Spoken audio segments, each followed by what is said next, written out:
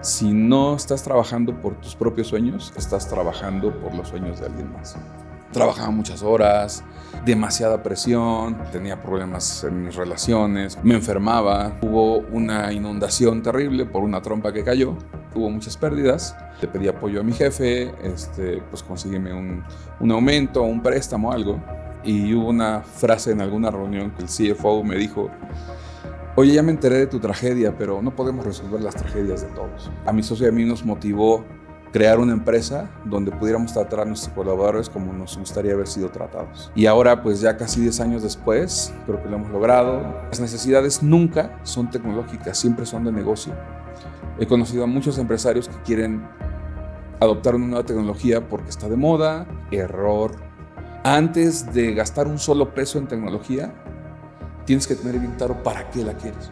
El propósito, el objetivo estratégico, no aplica solamente en la empresa, aplica en la vida.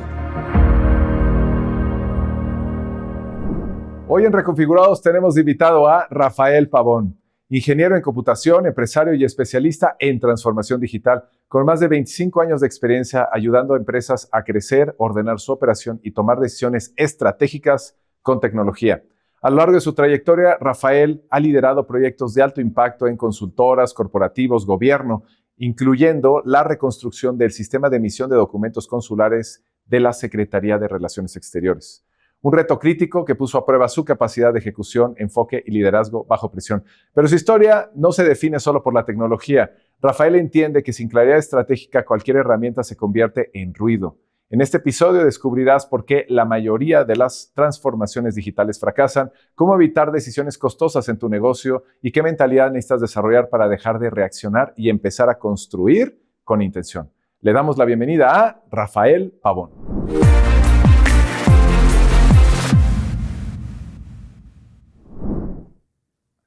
Rafa, bienvenido a Reconfigurados. Gracias, Alex, es un gusto estar aquí. Para las personas que no te conocen, ¿quién es Rafael Pavón? Hola, yo soy Rafael Pavón, ingeniero en computación de profesión, pero pues apasionado de muchas cosas: desarrollo de conciencia, bienestar integral, educación. Entonces, todo lo que aporte a tener la mejor calidad de vida, alineando con lo profesional, es lo que me fascina. Me encanta. Rafa, ¿algún resultado, algún logro que nos quisieras compartir del que estés realmente orgulloso? Claro, bueno, yo soy ingeniero en computación, me dedico a la consultoría en transformación digital, pero cuando arranqué, ya hace 25 años, en este mundo, pues trabajaba en el mundo corporativo, me tocó estar en consultoras, en gobierno, y uno de mis primeros proyectos muy fuertes fue cuando fui director de sistemas en la Secretaría de Relaciones Exteriores, y pues nos asignaron la tarea de reconstruir el sistema de emisión de documentos consulares. A mi jefe, que era el director general de tecnología, le asignaron un año para hacerlo, pero él decidió que debía salir en 6 meses. Me trasladó esa responsabilidad y junto con mi equipo hicimos el milagro. Fue súper difícil, fue pesadísimo, dormíamos ahí, pero fue muy valioso porque aprendí, quizás un poco a golpes, pero aprendí cómo priorizar trabajo y cómo enfocarte en lo importante. Donde se veía muy complejo, había 1000 cosas que hacer, pero por el poco tiempo que teníamos que ser muy eficientes. Entonces, enfocándote en lo que era importante para el gobierno en ese momento, porque fue un requerimiento del gobierno de Estados Unidos, donde están la mayoría de nuestros consulados, pues teníamos que ser muy eficientes en eso. Entonces aprendí que si tú tienes claro el objetivo estratégico a lograr y alineas todo para que siempre cuadre con eso, no desperdicias esfuerzo, no desperdicias recursos, te vuelves muy eficiente. Y eventualmente eso me llevó, ahora que ya pues tengo mi propia empresa y me dedico a dar esos servicios, a trasladar eso. Siempre enfócate en lo importante, enfócate en lo estratégico, que todo vaya alineado con eso, y eso pues me ha ayudado mucho. Y logramos entregar el sistema a tiempo. Fue todo una aventura, ir a instalar el sistema, lidiar con los diplomáticos, lidiar con la prensa, porque fue un cambio muy fuerte, pero se logró y es algo que me llena de orgullo. Excelente. Y ahora que eres empresario, me imagino que agarraste muchas de esas habilidades como nos muestras para tener tu organización. En la organización que tienes actualmente, ¿de qué logro te sientes orgulloso?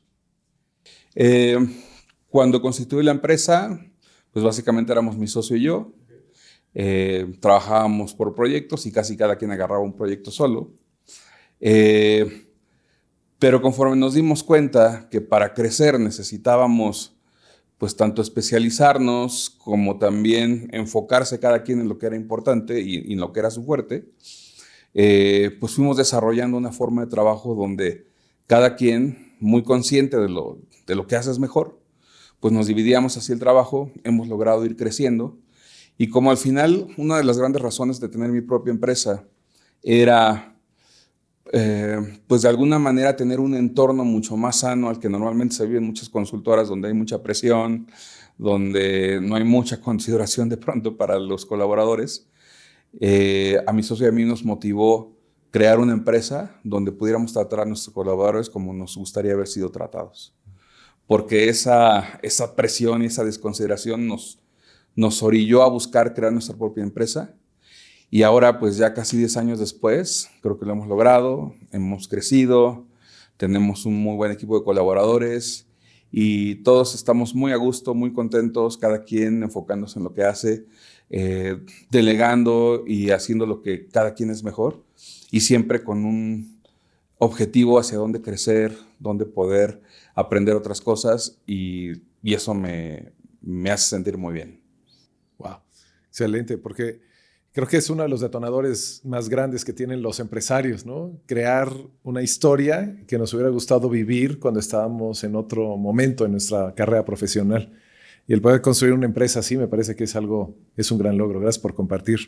Ahora, para las personas que se preguntan, ¿a qué te refieres con la transformación digital? ¿Nos puedes dar un poco más de detalle? ¿Qué incluye la transformación digital?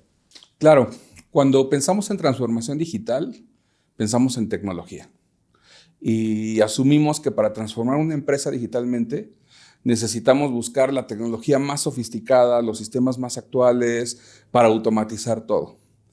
Y en parte ese es el objetivo ideal al final.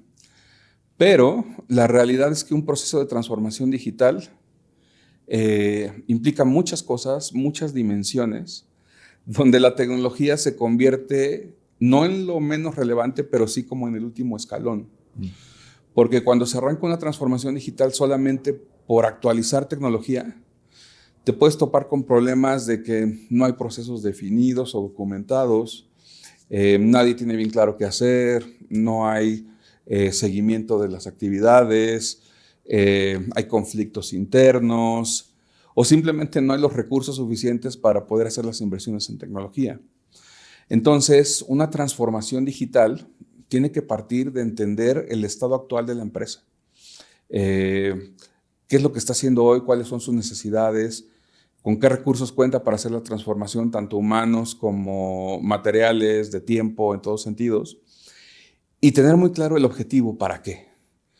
Transformarse digitalmente no implica adoptar solo una tecnología, implica resolver un problema de negocio. Cuando una empresa dice, quiero tener un nuevo software, o quiero tener una nueva página web, o quiero una nueva base de datos, la verdad es que no lo necesitan. Lo que necesitan es tener claridad de sus ventas, tener claridad de sus utilidades, saber dónde está yendo el gasto, tener un mejor posicionamiento en el mercado. Entonces, lo que hay que entender es, te vas a transformar digitalmente, pero ¿para qué? Claro. Y ya que tienes claro qué es lo que quieres lograr como empresa en términos de negocios, en términos de objetivos estratégicos, entonces ya se baja toda la estrategia para lograr eso y ahora sí, acomodamos a los procesos, acomodamos a la gente, acomodamos la tecnología que sirva para eso, garantizando que cada paso que damos en la transformación digital realmente te va a ayudar a lograr ese objetivo.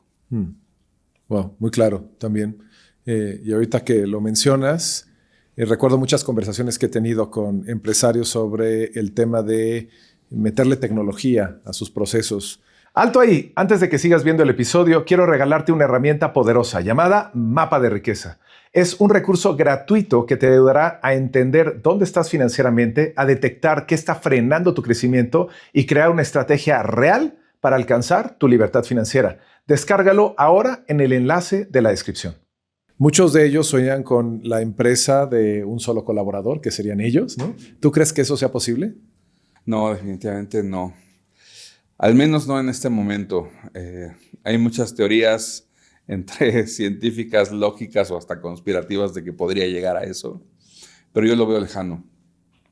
De entrada porque vuelvo a la visión multidimensional de un negocio. Necesitas muchas competencias muy diferentes que difícilmente va a tener una sola persona. Y aun cuando una sola persona haga el esfuerzo por conocer un poquito de todo, siempre se va a quedar muy corto o superficial. Entonces, pues hay cosas muy básicas que debes tener pues a la mejor persona con la mayor especialidad posible para hacerlo. Como tu propio modelo dice, ¿no? Ventas y marketing, administración y operación. Por lo menos esos 3 roles, que son muy diferentes. Y ya a partir de ahí, entonces ya puedes ir viendo qué colaboradores necesitas, cómo vas optimizando. Y a lo mejor no para reducir personal, sino para potenciar sus capacidades, que eso es lo que hoy la tecnología es lo que nos debería estar ayudando, no a reemplazar a todo el mundo. Sí, yo también creo que es mejor darle superpoderes, ¿no? A través de muchas de estas herramientas a eliminar a todo ser humano, ¿no? A nivel profesional. A lo largo de los años que tengo de conocerte, pues he visto un crecimiento bastante bueno y te felicito por ese crecimiento. Creo que has desarrollado mucho tu modelo y también los resultados que tienes con tus clientes, pero eso es donde te encuentras en este momento, ahorita, y creo que estás en un lugar bastante bien. Pero no siempre fue así, ¿no? Rafa inició en un lugar distinto, posiblemente cuando empezaste de consultor, pero tuviste un punto de inicio. Sabemos que la línea de crecimiento no es una línea recta, sino es una línea pues un poco abrupta. Entonces, ¿nos podrías compartir un poco de cómo iniciaste? Porque estoy seguro que muchas personas que hoy en día que hay mucho acceso a la tecnología, inteligencia artificial y muchos de estos elementos dicen, a mí me gustaría también crear mi propia empresa y posiblemente se identifiquen contigo. Entonces, ¿nos puedes compartir un poco cómo inició todo este camino? Ok, pues mira, yo empecé como consultor hace ya 25 años. Tuve la fortuna de certificarme recién egresado de la universidad en una tecnología muy nueva en México. Y gracias a eso tuve acceso a puestos de trabajo en corporativos grandes muy rápido y a cargo de equipos de trabajo. Pero en esa época, como yo me sentía totalmente inexperto, me impactaba entrar a esas grandes compañías y como una práctica muy común de las consultoras es agarrar a un junior y decirle, él es nuestro consultor experto y hazle como puedas ya con el cliente. Entonces, pues hice lo mejor que pude, pero fue muy pesado. Y te avientan la bomba, ¿no? Sí, sí, terrible. Y al final, pues estás solo. Y o das resultados o das resultados. Y entonces me clavé muchísimo a seguir estudiando, a aprender cómo llevar los proyectos. Aprendí mucho, pero el costo fue muy alto. Trabajaba muchas horas, fines de semana, demasiada presión, no sabía cómo manejar el estrés. Entonces tenía problemas en mis relaciones, con mi familia, me enfermaba. De pronto se venían sprints de trabajo muy largos, 2, 3 semanas súper intensos, dormir muy poco y después ahí seguro era caer en cama. Entonces fue una época muy pesada, de mucho aprendizaje, pero muy difícil. Y en ese tiempo pues era probar algo, si no funciona pues por acá, por allá. Pero en la misma consultora. En la misma consultora, Okay. ante el cliente. Okay. Entonces,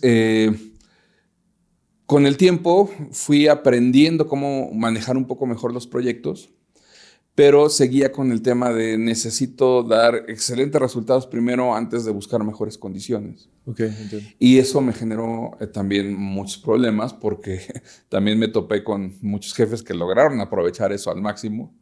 Entonces me exigían y yo daba y cuando ya necesitaba yo cambiar las condiciones, pues ya era muy complicado, ¿no? Porque ya los había mal acostumbrado.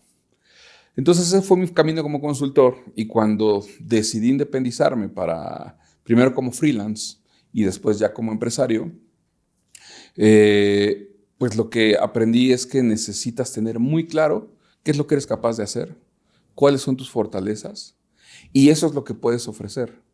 Y una vez que tú estás bien seguro que puedes ofrecer y qué resultados puedes dar, necesitas establecer los términos para que eso suceda. Entonces, igual, al principio, cuando arranqué como empresario, pues la necesidad de pues, cubrir los flujos de efectivo para cubrir los gastos, pues era agarra el proyecto que sea, ¿no? Antes de que continúes como empresario, me gustaría preguntarte sobre el salto de trabajar en una organización como consultor a ser freelance. Y después que nos platiques de freelance a la empresa, porque estoy seguro que muchas personas que nos están viendo y escuchando están titubeando. ¿Doy el paso o no doy el paso? ¿Qué va a suceder? Cuéntanos cómo fue ese paso y qué pasaba por tu mente cuando estabas a punto de dar ese paso. Wow, esa es toda una historia. A ver, trataré de ser muy concreto. Después de todo este periodo de mucho esfuerzo, lo que regía mi mente era hay que demostrar para poder pedir. Y como ya te dije, pues realmente fue muy desgastante.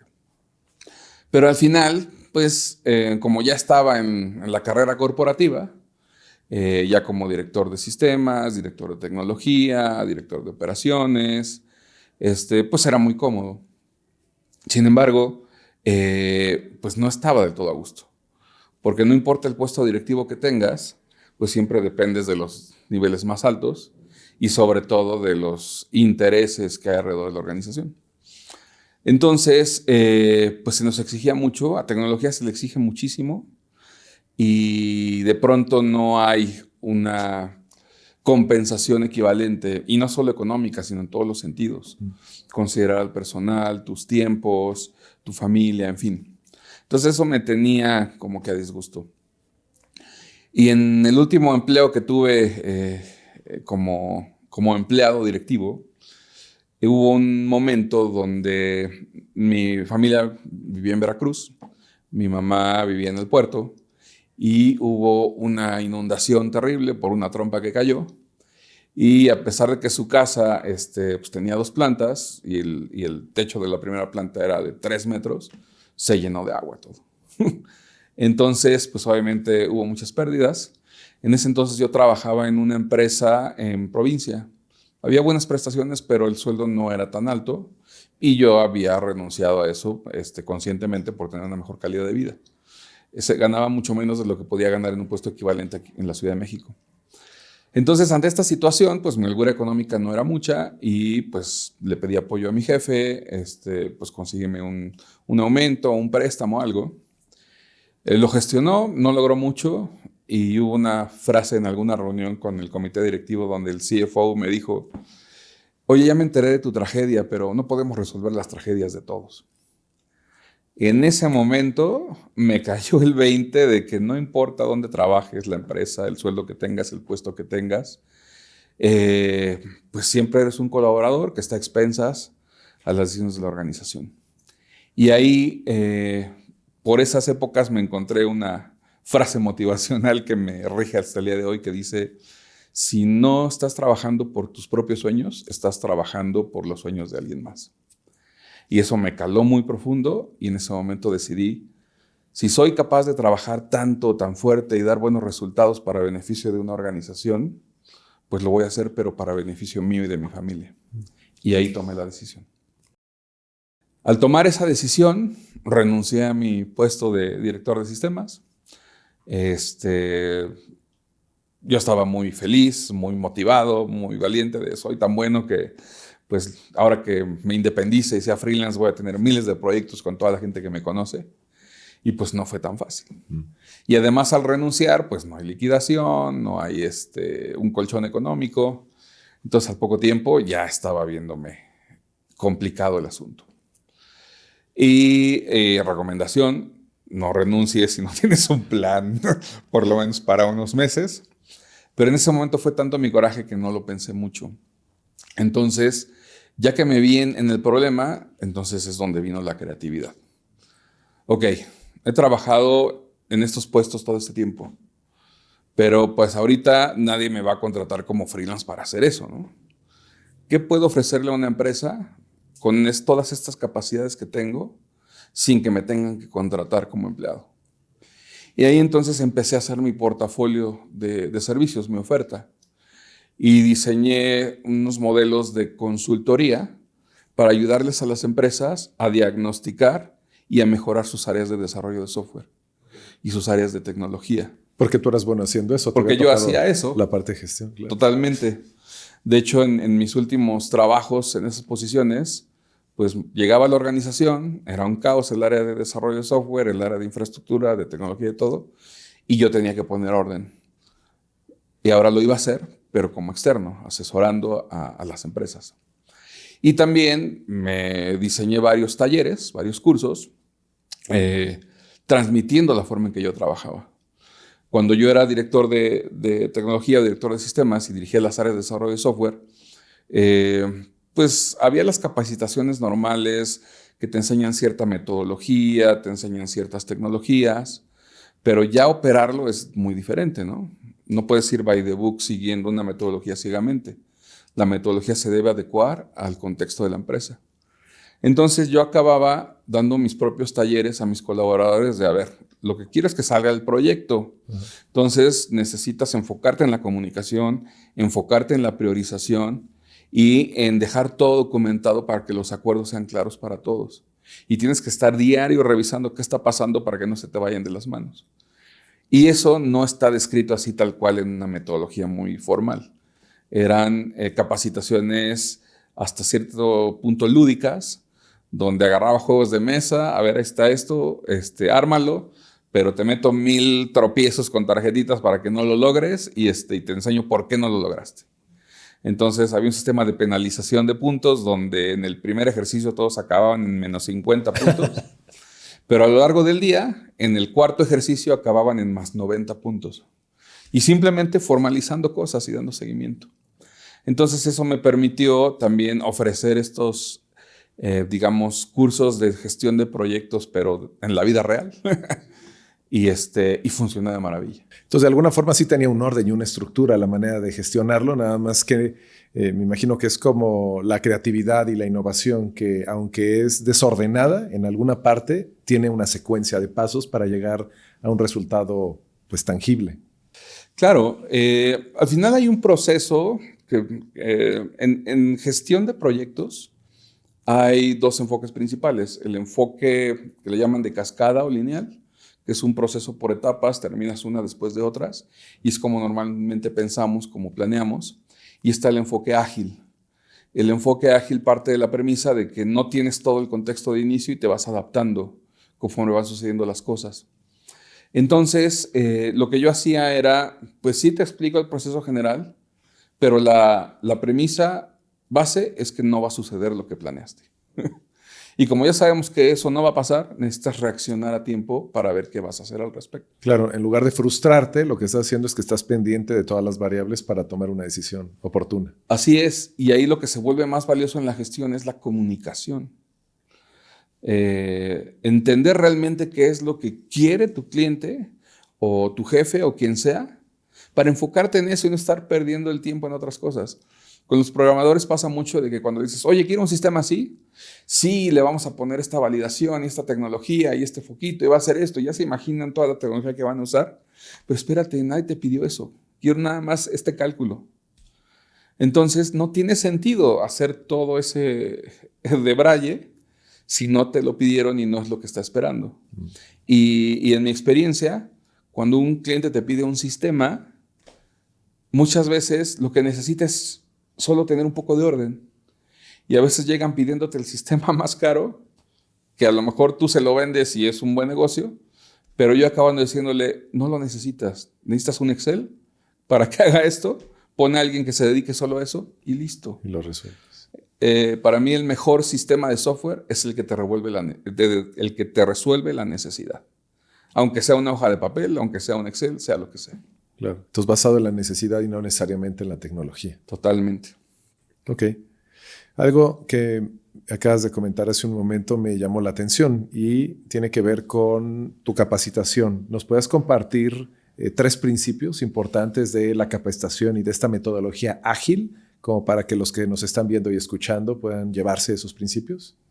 Claro. En la agilidad, de hecho, cuando surge este modelo de agilidad, es porque un grupo de expertos en desarrollo de software se reunieron en el año 2001 porque estaban hartos de los fracasos del desarrollo de software, que era y sigue siendo altísimo. Y entonces se reunieron porque debería haber una mejor forma de hacer software. Entonces se dieron cuenta que el principal problema era ese, que en un proyecto casi nunca sucede lo que planeas. Entonces, si no sucede lo que planeas y tú ya tienes el plan de trabajo perfecto, de nada te sirve terminar el plan de trabajo perfecto si no va a cumplir la necesidad real. Entonces, el primer pilar es, tienes que adaptarte al cambio. Entonces, el primer concepto que iban a usar para nombrar esta metodología era adaptabilidad, adaptive. Pero ya estaba tomado ese nombre por uno de los participantes. Le dijeron, ¿qué se parece? Agilidad. Entonces, a eso se refiere, pero el pilar es la capacidad de adaptarse al cambio. Es el primer pilar. El segundo pilar es lo más importante que debe lograr un proyecto o una solución tecnológica es entregar valor al cliente resolviendo una necesidad muy concreta. Si tú no tienes claro cuál es el problema que necesita resolver tu cliente y qué significa resolverlo, porque no es lo mismo decir, ok, yo quiero mejorar mi sistema de contabilidad, pero ¿qué significa eso? Tener más claridad en los reportes, ser más ágil en la captura, poder sacar tus estados financieros automáticamente. Necesitas darme un criterio de aceptación. Entonces, debo entender qué necesitas, debo entender cómo resolverlo y debo asegurarme que lo que yo haga es justo lo que necesitas. Esa es la verdadera entrega de valor. Okay. Y el tercer pilar sería la comunicación. Hay muchas prácticas en la agilidad, pero si tuviera que elegir una, sería la retroalimentación temprana y continua. Okay. Porque ¿cómo se hace eso?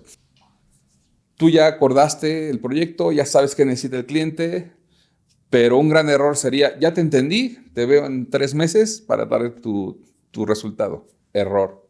El riesgo de equivocarte es altísimo. Entonces, ¿qué hay que hacer? Ok, ya te entendí. Voy, hago algo, pero no pasan más de 2 semanas. Mira, esto es lo que entendí y aquí está mi avance. ¿Es lo que esperabas? Sí, no. Entonces, si te dicen que sí, le sigues. Si no, te regresas y lo corriges. Y esa es una retroalimentación temprana para que desde el principio, sin dejar pasar mucho tiempo, puedas entender si vas por el camino correcto y si no, puedas ajustar. No es lo mismo ajustar el trabajo de 2 semanas que ajustar el trabajo de 6 meses. Entonces, en los desarrollos de software al principio, pues eran proyectos que tardaban 1 año. Me tardo 3 meses en definir el alcance, otros 2 meses en documentarlo y en 8 meses te entrego la primera pantalla. Imagínate si te equivocaste. Corregir 8 meses hacia atrás es carísimo. El costo de corregir un error en software crece exponencialmente con el tiempo. Entonces, si yo te estoy preguntando cada 2 semanas cómo voy, es mucho más fácil corregirlo. Esa es la retroalimentación temprana y continua. Okay. Y son los 3 grandes pilares de la agilidad. ¿Cómo haces para que un cliente esté dispuesto a darte ese tiempo, ¿no? Porque hay veces que me ha tocado vivir estas experiencias de transformación digital y una de las razones por las que uno busca una transformación digital es porque no tiene tiempo para hacer muchas cosas, ¿no? Y porque quiere recuperar tiempo. Entonces, lo que le hace falta a veces al cliente es tiempo. ¿Cómo haces para que el cliente realmente te responda y te dé retroalimentación? Mira, es el eterno juego del huevo y la gallina, donde todos queremos resolver algo, pero no queremos dedicarle tiempo. Es como cuando vas al médico y si no le dices que tienes, nada más dame algo para que me sienta mejor y nada más en cuanto me lo tome quiero ya estar sano. Pues espérame, primero tengo que entender qué tienes y paso 2, necesitas tomar el tratamiento. Entonces, eso es muy común en tecnología y lo que a mí me ha funcionado es hacer el esfuerzo inicial de comunicarle la importancia, 1, de hacer el diagnóstico inicial para entender tu punto de partida. En las metodologías de mejora de procesos y de desarrollo de software, eso se llama el análisis del estado actual, el estado ASIS. Entonces yo necesito entender qué estás haciendo hoy y cómo estás para saber de dónde parto. Si yo no sé de dónde parto, es imposible definir un curso de acción. Entonces eso es lo primero que le debo comunicar.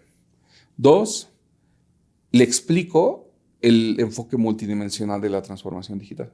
Okay. O sea, no es comprar un software y echarlo a andar. No, necesito que tengas claros tus procesos, que yo los tenga claros, que sepamos qué quieres resolver y dónde quieres llegar y yo demostrarte que lo que estoy haciendo resuelve esa necesidad. Y para eso necesitamos procesos, necesitamos comunicación, necesitamos tener a los perfiles adecuados de la gente, necesitamos su disposición. Se requiere mucho trabajo de gestión del cambio, donde si la gente no está dispuesta y no entiende el valor de lo que están haciendo, no van a cooperar.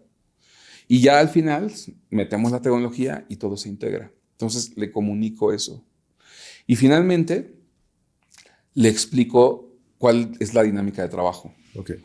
Ya hice el diagnóstico, ya evaluamos tu estado actual, ya tenemos a todos los recursos, ya empezamos con la gestión del cambio, todos están dispuestos, motivados. Bien. Bueno, paso 1, nos vamos a reunir cada semana. Necesitas definir un responsable dedicado a esto, o en gran medida que sea el responsable para estar en el día a día, y tú debes estar al tanto cada semana qué está pasando. 1 hora de tu tiempo en la semana por lo menos para darte el estatus y hacer cortes mensuales de entregas. Eso es lo que necesito de ti.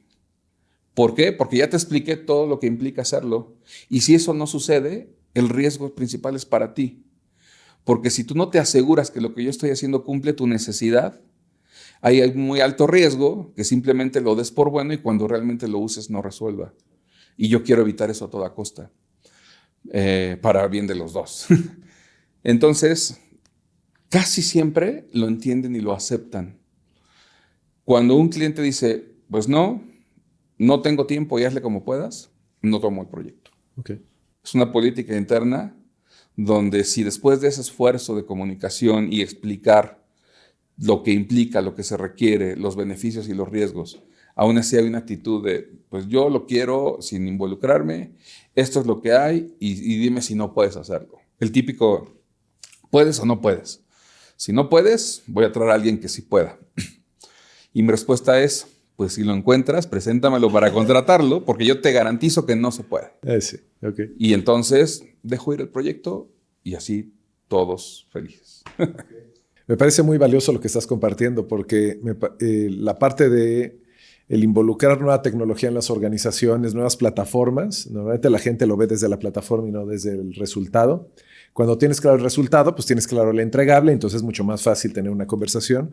Pero a lo largo de los años que he tenido la oportunidad de hablar y de pues, acompañar en su proceso de crecimiento a muchos dueños de negocio, uno de sus principales dolores de cabeza es cuando quieren implementar una tecnología y es todo el esfuerzo que ellos les implica, ¿no? Implementar la tecnología, su equipo de trabajo se involucra en el proceso y al final no termina generando el resultado. Entonces lo sienten como dediqué tanto tiempo, tanto esfuerzo y tanto recurso y no se logró. Y lo ven como un proceso o un proyecto fracasado. Y cuando quieren volver a intentarlo, a veces se resisten a hacerlo porque ya tuvieron una mala experiencia. Imagino que es algo que sucede en la industria. Desde tu perspectiva y desde tu experiencia, ¿cuál crees que es el factor más, pues más importante que hace que los proyectos no se terminen de concretar? Vaya, esa es una gran pregunta. Y afortunadamente me ha tocado vivir la respuesta dolorosamente, pero me ha tocado. Como te dije hace rato, es muy importante concientizar al empresario de qué implica. Porque si no están conscientes de lo que implica y no están dispuestos a dar ese esfuerzo, tanto personalmente como dueños de negocio, como de su equipo, va a fracasar con total seguridad. Entonces, el primer punto de fracaso es ese. Si no se logra una claridad total para que el dueño de negocio sepa lo que implica lo que está pidiendo, entonces difícilmente va a prosperar. Pero también pasa mucho que te dicen, sí, me queda claro, estoy dispuesto, hasta firmamos un acuerdo de enterado y adelante, pero ya arrancado el proyecto, resulta que no se cumplen los acuerdos. Entonces, una de las causas de fracaso es cuando no se le da un seguimiento adecuado a los compromisos y a las consecuencias del incumplimiento de los compromisos. Y ahí es donde de pronto los equipos se pueden quedar cortos si no hay una capacidad de gestión y de comunicación adecuada. Donde ya sea que tengas un enfoque totalmente secuencial del proyecto o tengas un enfoque ágil, todo se reduce a hagamos un acuerdo, ya sea a 2 semanas o a un mes o a lo que sea, pero vamos a asegurarnos de que se cumpla. Y si no se cumple, levantemos la mano a tiempo para entonces tomar decisiones. Y dependiendo de quién sea la responsabilidad, asumirla y corregirlo. Si eso no sucede, va a haber problemas por todos lados. De hecho, yo a mis equipos les digo siempre que deben trabajar en un enfoque al pánico. Es decir, al primer riesgo que veas de que algo se va a desviar o va a salir mal o puede reventar algo, dime. Aunque no pase, aunque estés equivocado, aunque no sea cierto, prefiero que nos asustes de entrada y diga, no pasa nada, a que no nos digas nada y al rato reviente. Okay. Entonces, eso ayuda mucho. ¿Te ha tocado apagar fuegos de otros proyectos? En algún momento se ha vuelto nuestra especialidad. Porque déjame decirte otro factor de fracaso en los proyectos.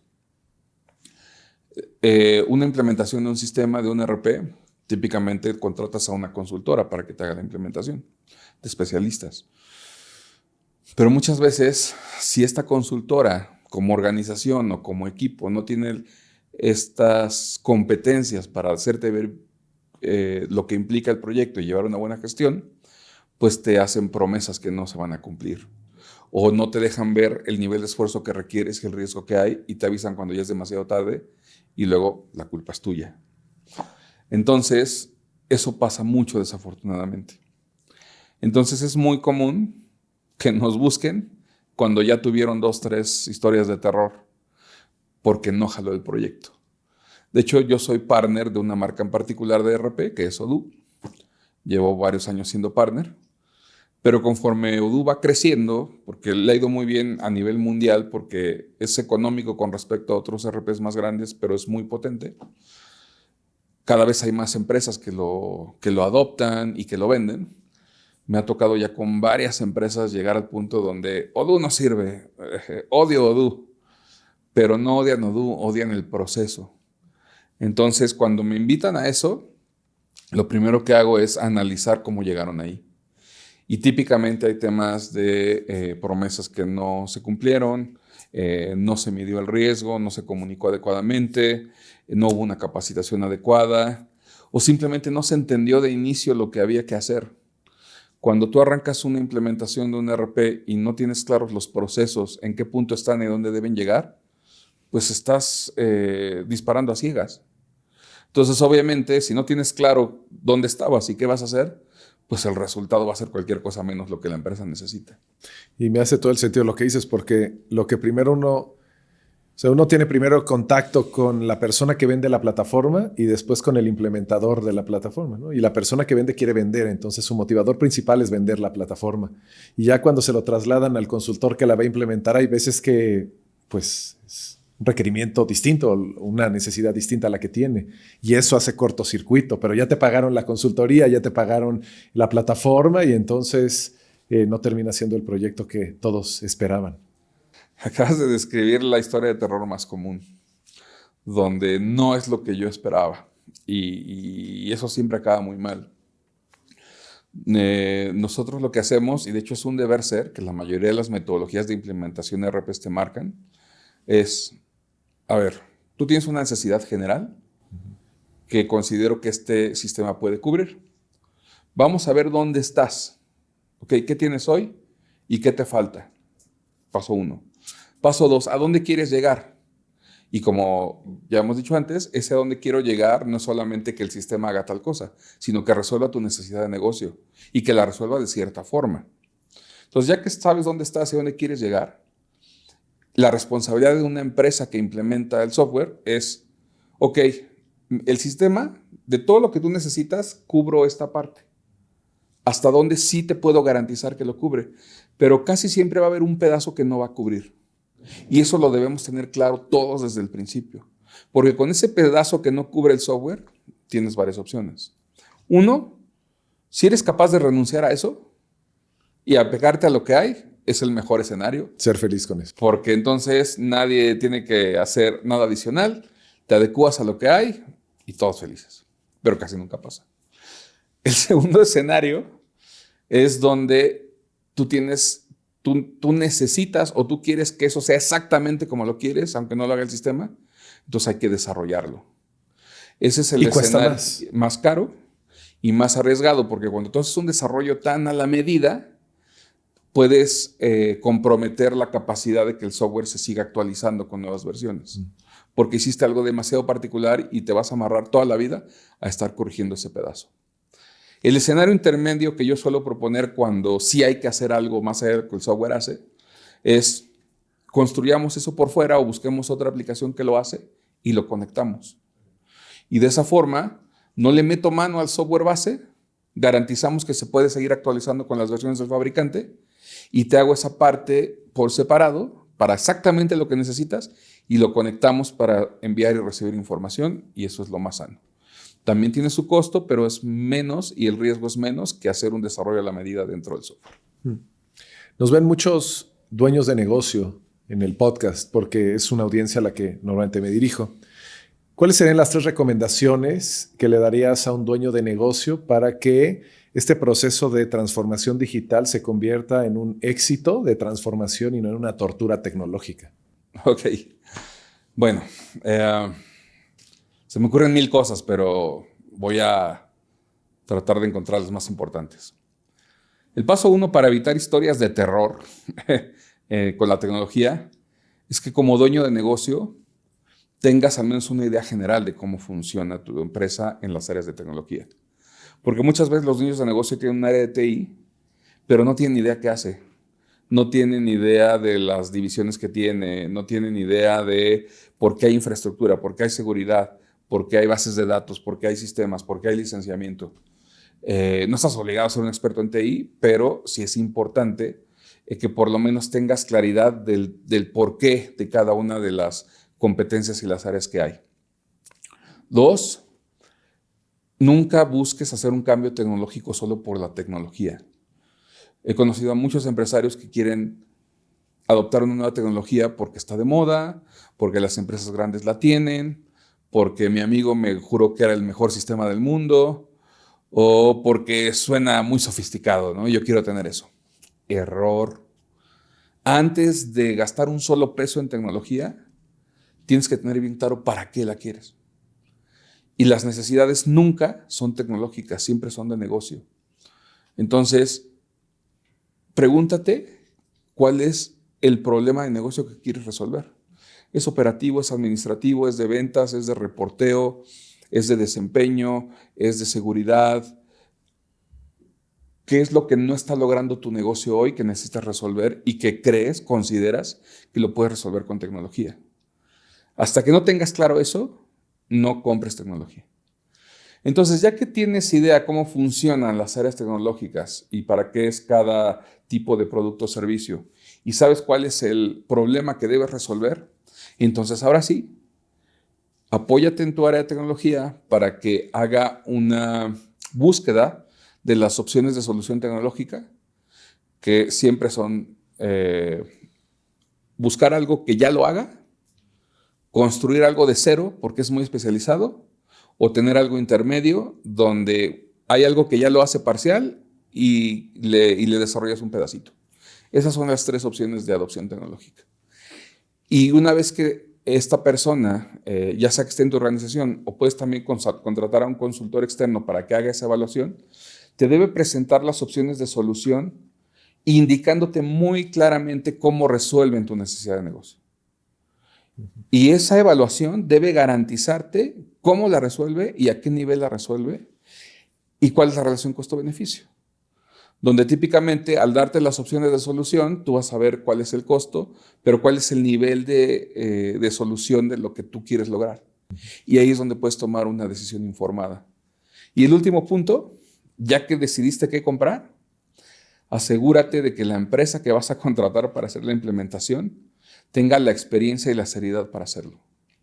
Hay que sentarse a analizar la propuesta de trabajo, el plan de trabajo, y hay que asegurarse, uno, que la empresa documente y entienda muy bien qué es lo que hay que hacer, que te demuestre que lo entendió, que te explique claramente cómo lo va a lograr, en cuánto tiempo y sobre todo, qué implica para ti hacerlo. Porque lo que sí te puedo decir es que no es magia. O sea, no puedes contratar a alguien, pagar por el proyecto y ya mágicamente tu empresa se automatizó. No, eso no va a pasar, no existe, no hay modo. Necesitas hacer un esfuerzo interno, definir o documentar tus procesos, dedicar personal para que le explique al proveedor qué hay que hacer y sobre todo tu personal y tú tienen que validar que lo que está haciendo la empresa te sirve. Ese es un tiempo sagrado que debes dedicar sí o sí. Si no lo haces, el riesgo es brutal. Y yo diría que el 80-90% de las veces que no se hace esa validación interna de que lo que está haciendo la empresa te sirve, acaba mal. Creo que con esos son los puntos. No, muy claros, muy claros. Yo me quedo mucho con uno que mencionaste y la forma en la que lo mencionaste, que primero primero ten claro el problema y habla con una persona que entiende el problema y te ayuda a encontrar la forma en la que lo puedes solucionar, en lugar de irte a buscar toda la tecnología que puedas encontrar en internet, porque tu mente empieza a explotar de tantas alternativas que hay y no tienes ni siquiera el criterio como para saber si eso realmente te funciona o no, porque las páginas de internet te van a decir todo lo bonito de la plataforma, pero no exactamente qué es lo que está detrás y si realmente te funciona o no. Entonces, me encanta esto y me gusta que nuestra audiencia lo esté viendo, porque pues también conectan con alguien que sí lo sabe hacer, que eres tú. Y yo te tengo en una posición de experto y especialista en la parte de desarrollo tecnológico. Ahora, Rafa, la inteligencia artificial está aquí y llegó para quedarse. Dicen muchos que va a cambiar el futuro, ¿no? En estos momentos en los que estamos grabando el podcast, y muchos ven el futuro como que vamos a ser capaces de desarrollar nuestro propio software. En lugar de contratar un software, vamos a desarrollar nuestro propio software. ¿Qué piensas tú de eso? ¿Cómo ves este desarrollo? Ok. Esta es una variante de la IA que se conoce como vibe coding. Vibe de vibra.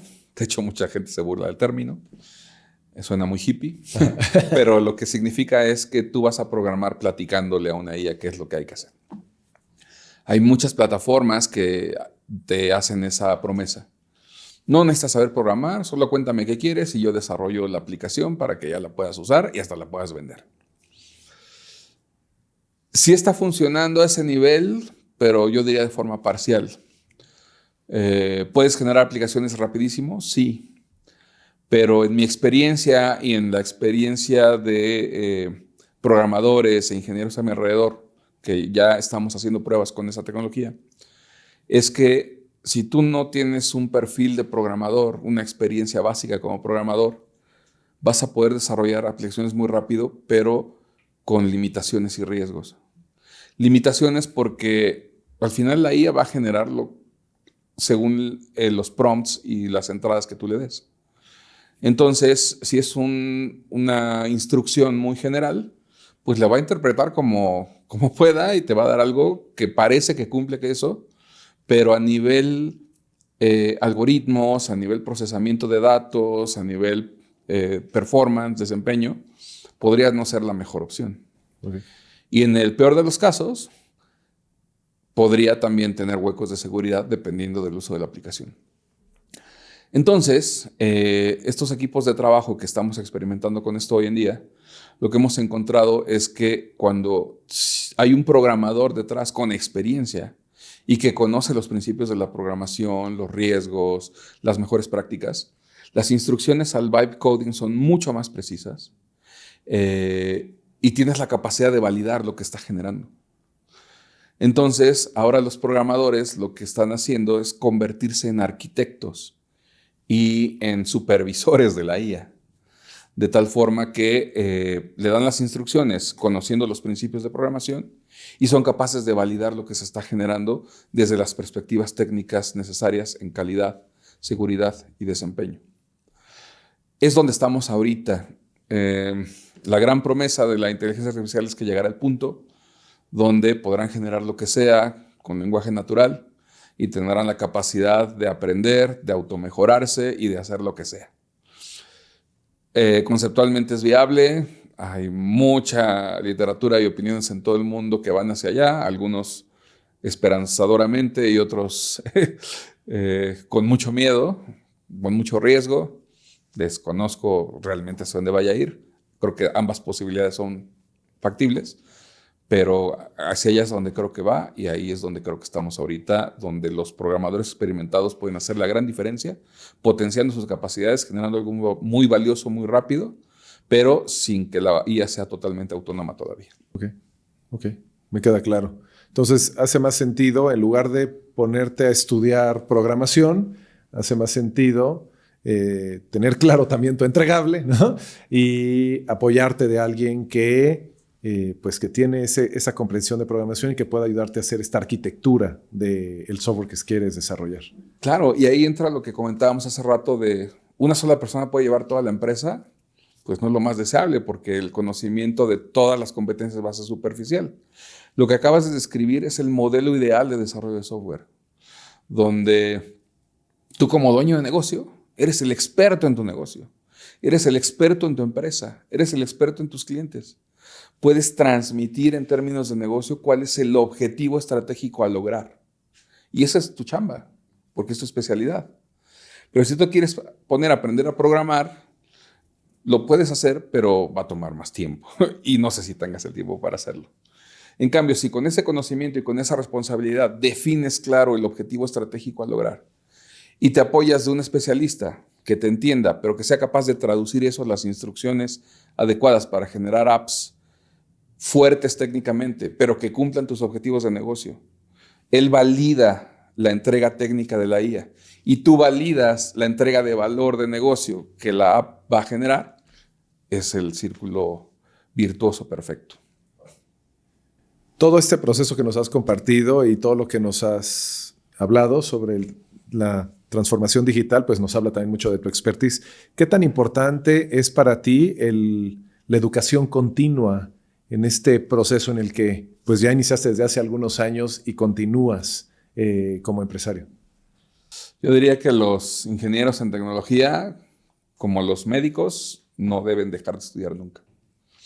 Y ahorita con la IA menos, o sea, todos los días surge nueva tecnología, todos los días. Hemos visto en los últimos meses que Google, Meta, OpenAI, cada semana sacan nuevos modelos que hacen cosas brutales que dices, wow, esto es maravilloso. Y la siguiente semana ya se quedó obsoleto y hay otro mejor. Entonces no se puede dejar de estudiar. Desde que yo salí de la universidad, todos los años tomo cursos, he tomado muchas certificaciones, conozco la mayoría de los modelos de gestión de la industria, pero sigo estudiando todo el tiempo porque necesitas tener todas las herramientas posibles para que cuando tengas que resolver una situación específica, tengas el contexto de qué es lo que puede aplicar mejor ahí. Si tú te especializas en una sola cosa y no te actualizas y quieres resolver todo con eso, pues es como la metáfora esta de que si tienes un martillo a todo le ves cara de clavo, ¿no? Entonces, necesitas tener contexto de todo lo que va surgiendo para que tengas más elementos para poder adecuarte a las siguientes realidades. Claro, estoy totalmente de acuerdo. Hoy en día eres ya empresario y estás ayudando a muchos empresarios, lo cual te agradezco, ¿no? Porque muchas de nuestras comunidades de empresarios necesitan apoyo en la parte tecnológica y siempre es bueno contar con alguien que tenga tu expertise. Entonces, te has desarrollado hasta ese lugar. Pero para hacer este cambio de la persona del Rafa, que fue estudiante, colaborador, freelancer, al Rafa empresario, tuvo que cambiar tu mentalidad y seguramente hubo un contraste en cómo pensabas antes y cómo piensas ahora. Y como el podcast se llama Reconfigurados y habla del proceso de transformación, no solamente físico ni económico, ¿no? Que son elementos muy importantes y por eso hablamos de reconfiguración financiera, sino que también es la reconfiguración mental, ¿no? Cómo cambia tu mente. ¿Nos podías compartir ese contraste de cómo pensabas antes en la parte, pues posiblemente en la parte personal, en la parte financiera, en la parte del negocio y cómo piensas ahora? 2 o 3 elementos que nos ayudan a contrastar ese pensamiento. Claro. Ya lo mencioné brevemente hace un rato. Cuando empecé a trabajar, yo quería demostrar. Okay. Y como me sentía inexperto, sentía que tenía que demostrar mucho para poder pedir más. Y eso suena razonable, pero el gran riesgo es que no sabes hasta dónde dar y no sabes cuándo empezar a pedir y luego te acostumbras a no pedir y la gente se acostumbra a que no les pidas y eso es un círculo terrible. Me costó mucho entender que si bien hay que dar resultados, también es sano y necesario establecer límites y establecer las condiciones para que las cosas pasen.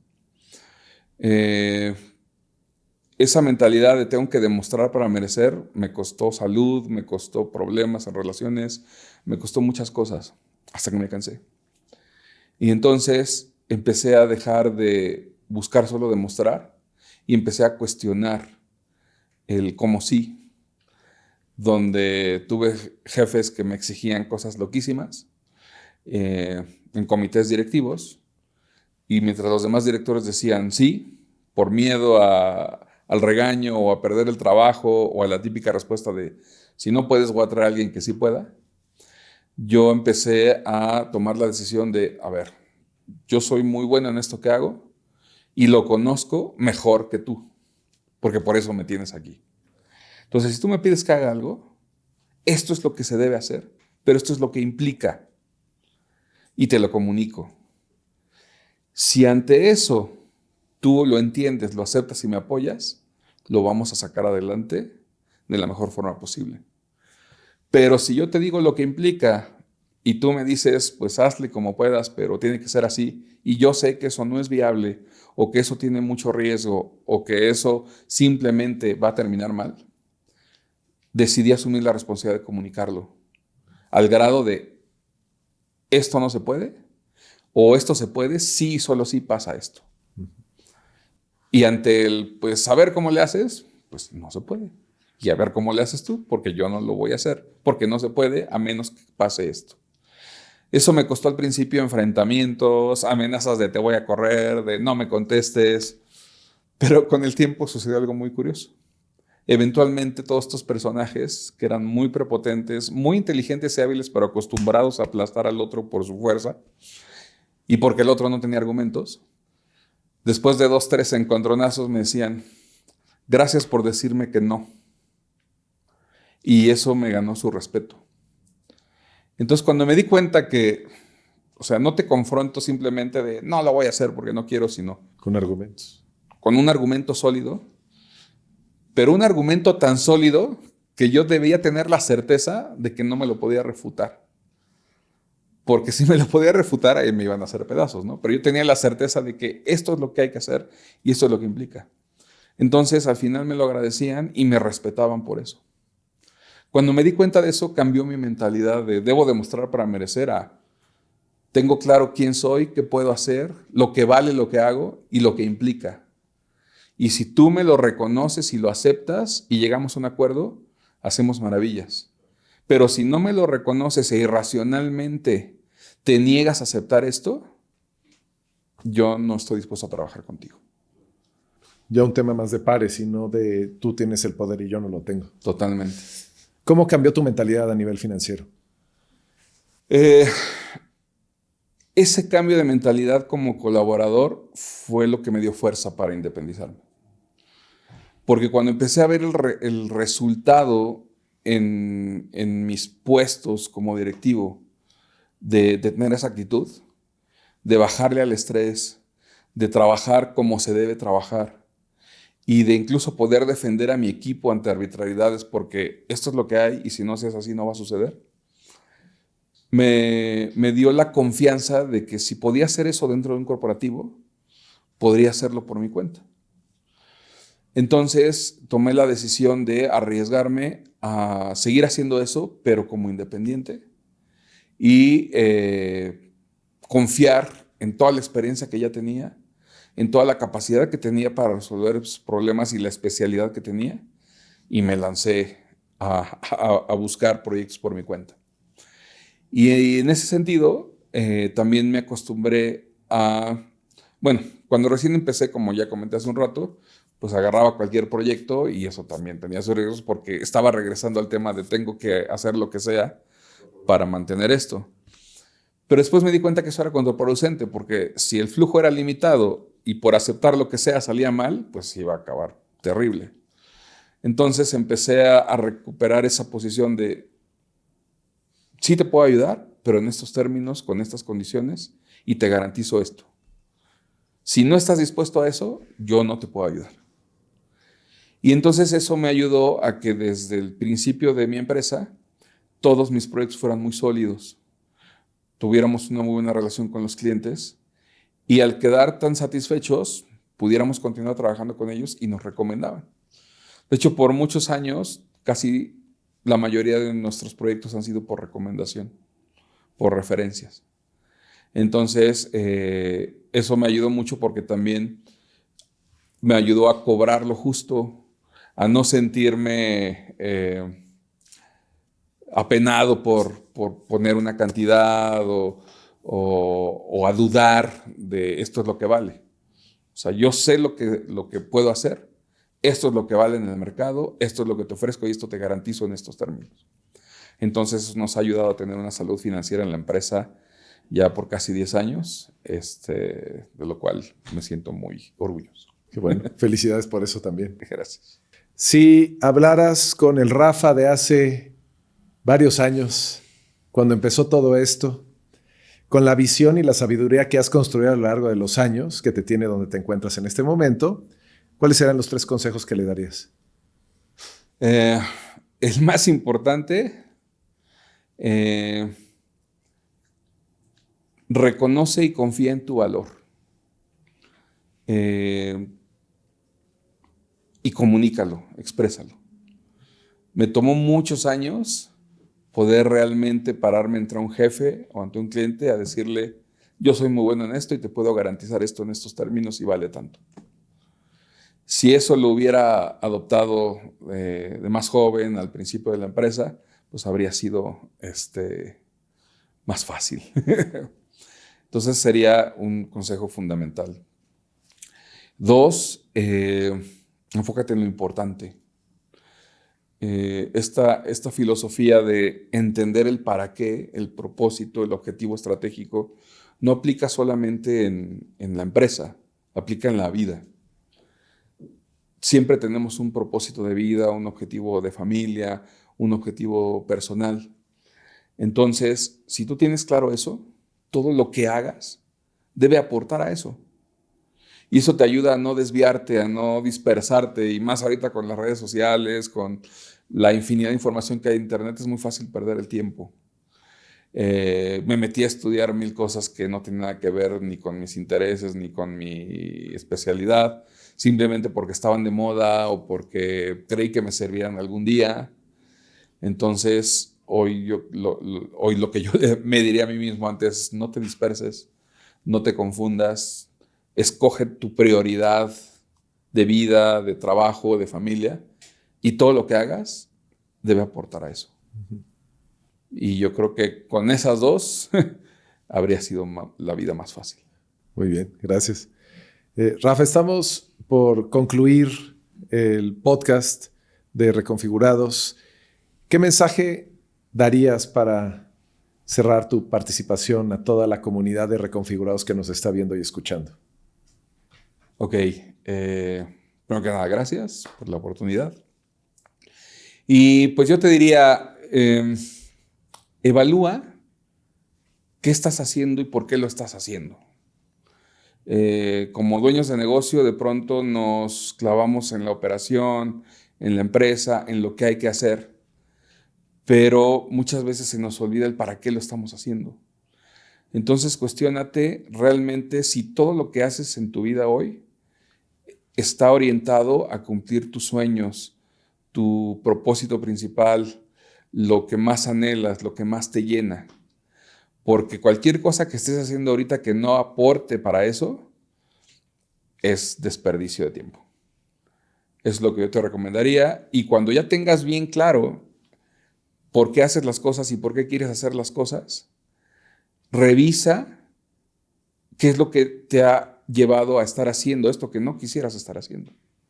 Y cambia el enfoque de por qué sí deberías estar haciendo otra cosa, que sí lo mereces, que sí puedes lograrlo, que es viable, reconociendo que sí puedes hacerlo en cuanto tú lo decidas, haciendo acopio de todas tus fortalezas, de todos tus intereses, para que todo fluya más fácil. Esa sería mi recomendación. Muchas gracias por compartir. Rafa, para los que quieran continuar la conversación contigo, posiblemente los que quieran hacer un diagnóstico para su transformación digital, bueno, la de su empresa, y que quieran estar en contacto contigo, ¿cuáles serían? ¿Nos puedes compartir tus redes de contacto o dónde te pueden encontrar? Claro que sí, no tengo muchas redes, solamente tengo perfil en LinkedIn. Me encuentras como Rafael Jesús Pavón Pérez. Seguramente por ahí estará el link en la publicación. Y la página de mi empresa, que es nedi.mx.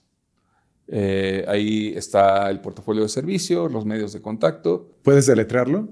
Sí, N de niño, E de Eduardo, D de dado, I latina, Nedi, que es la abreviación de negocios digitales, .mx.